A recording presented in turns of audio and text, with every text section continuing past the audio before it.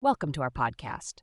Today, we'll dive into an exciting topic that has become important for app developers and designers alike: image downloading and caching using Kingfisher, a powerful Swift library tailored for that purpose.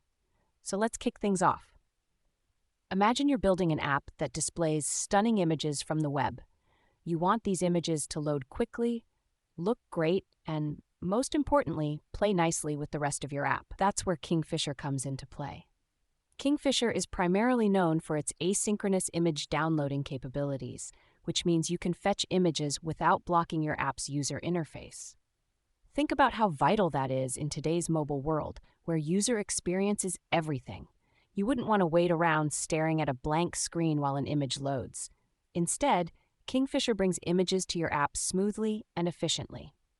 Now, one of the standout features Kingfisher offers is its caching mechanism. So what does that mean?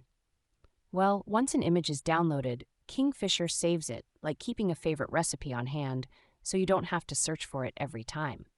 The next time you need that image, it can be quickly displayed from the cache instead of fetching it from the internet all over again. This not only saves time, but also reduces unnecessary data usage. Isn't that cool? Let's discuss how simple it is to get started with Kingfisher. You can load an image into a UI image view with just a few lines of code. For example, all you need is the URL of the image and a call to imageview.kf.setImage with URL. And voila! Kingfisher takes care of the rest, downloading, caching, and displaying the image. Makes you wonder how many hours of code you'd have to write without it, right? Speaking of complexity, Kingfisher also allows for advanced customization. You can apply image processors and filters. Ever wanted to blur an image or create rounded corners? Kingfisher has got your back. It supports chaining methods together, allowing you to apply multiple transformations seamlessly. You could even specify a placeholder image to show while the actual image is loading, which enhances the overall user experience. Now let's pause and think, how does this impact the performance of our apps? Well, Kingfisher's design encourages you to make lightweight apps where images load quickly without draining device resources. And with Swift concurrency support, it's prepared to work even more efficiently in the background as your app runs. It's like swapping a gas guzzler for a hybrid. And for developers who are into Swift UI, the good news is that Kingfisher comes with full support for it too.